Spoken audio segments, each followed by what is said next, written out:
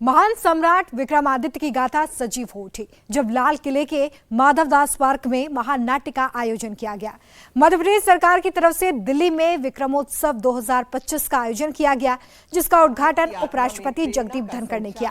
कार्यक्रम 14 अप्रैल तक चलेगा।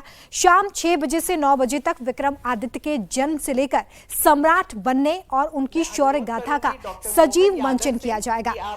विक्रम संवत के जनक सम्राट विक्रमादित्य की शौर्य गाथा का मंचन 125 कलाकारों के द्वारा किया जा रहा है। उद्घाटन समारोह में मध्य प्रदेश के मुख्यमंत्री मोहन यादव, दिल्ली की मुख्यमंत्री रेखा गुप्ता और केंद्रीय संस्कृति मंत्री गजेंद्र सिंह शेखावत शामिल हुए। इस मौके पर उपराष्ट्रपति जगदीप धनखड़ ने कहा कि भारत बदल रहा है, हम अपनी सांस्कृतिक विरासत की ओर जा रहे हैं। पूरी दुनिया में भारत ही एक ऐसा मात्र देश है जिसका सांस्कृतिक इतिहास 5000 साल पुराना है।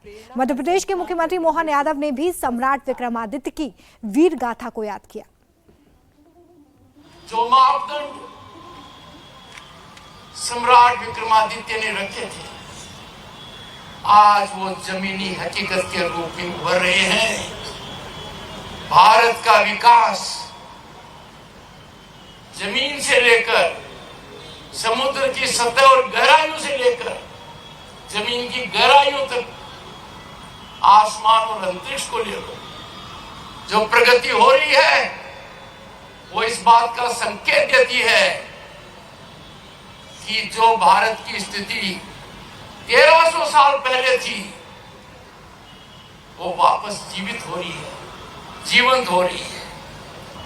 हमें सदैव याद रखना चाहिए, हम भारतीय हैं, भारतीयता हमारी पहचान है, राष्ट्रवाद हमारा धर्म है। हमारी संस्कृति का सर्जन करना और उस पर गौरव करना, यह हमारा उत्तरदायित्व है। इस कार्यक्रम में एमपी के सीएम मोहन यादव ने आए हुए मेहमानों का शुक्रिया अदा किया। आपको बता दें कि साल 2000 में खुद मोहन यादव ने महानाट्य में विक्रमादित्य के पिता का किरदार निभाया था। उन्होंने कहा कि महानाट्य में विक्रमादित्य की गौरव गाथा दिखेगी। एक ऐसे शासक ने जो 2000 साल पहले इस बात के लिए इकबाल ने कहा है कि कुछ बात है कि हस्ती मिटती नहीं हमारी, ये यूनान, रोम, मिस्र मिट गए जहां से, ये हमारे लिए सौभाग्य की बात है। आक्रांता जातियों ने जब देखो तब भारत की इस मान मर्यादा के लिए लोभ से, लालच से, संस्कृति को अलग प्रकार से देखने के कारण से हर काल में इस संस्कृति को चुनौती दी। और हम भाग्यशाली हैं, सौभाग्यशाली है।